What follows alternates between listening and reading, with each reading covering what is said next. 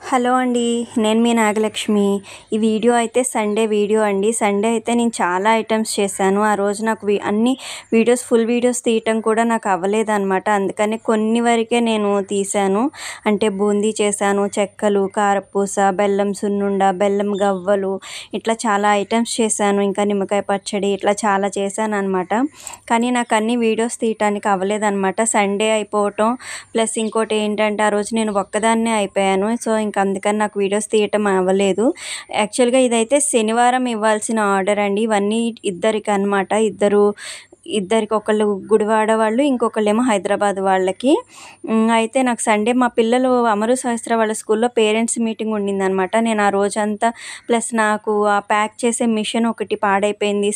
శనివారం అంతా ఆ మీటింగ్ అది చూసుకొని ఆ ప్యాక్ చేసే మిషన్ కోసం అది కొనుక్కోవటానికి ఆన్లైన్లో బుక్ చేస్తే చాలా లేట్ అయిపోతుంది, మళ్ళీ నాకు రేపు ప్యాకింగ్ ఉంది అని చెప్పేసి ఆ మిషన్ కోసం అట్లా ఆ రోజంతా అట్లా అయిపోయిందనమాట. అందుకనే నేను శనివారం చేయలేకపోయాను. నేనైతే అసలు ఈ బూందీ చేయటం కానీ ఇదంతా నేను కొంచెం పాతకాలం పద్ధతిలో అలానే చేస్తానండి. ఎందుకంటే మా అమ్మమ్మ వాళ్ళ దగ్గర నేను వంట నేర్చుకున్నాను అనమాట. మా అమ్మ అయితే బూందీ ఇలానే చేసేవాళ్ళు. అంటే జీలకర్ర, వెల్లుల్లిపాయి కొంచెం రోట్లో దంచి పచ్చెనగపప్పు చాలాసేపు నానపెట్టి కొన్ని గంటలు ఇట్లా వేరుశెనగపప్పులు, కరివేపాకు ఇట్లా ఫ్రై చేసి మా అమ్మగారు చేసేవాళ్ళు అనమాట. చాలా బాగుండేది. నేను అలాగే చేస్తున్నాను. ప్లస్ ఇంకోటి ఏంటంటే నేను ఇట్లా చేస్తుంటే చాలామంది ఇష్టపడుతున్నారు కూడా. అంటే కలర్స్ కానీ, మసాలాలు ఇవన్నీ వేస్తుంటే అలా బయట కూడా దొరుకుతుంది కదా. ఇట్లా న్యాచురల్గా ఇలా చేస్తే చాలామంది ఇష్టపడుతున్నారు. సో నేను ఇంక అందుకని ఈ పద్ధతినే ఫాలో అవుతున్నాను అనమాట.